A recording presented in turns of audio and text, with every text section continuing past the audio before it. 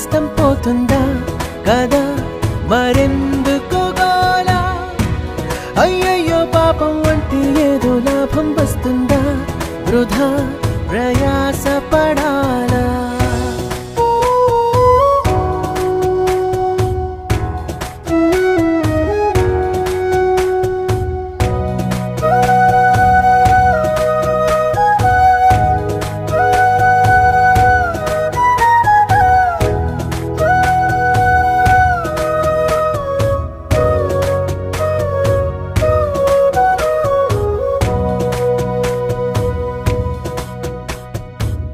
చెమటలేం చిందించాలా శ్రమపడేం పండించాలా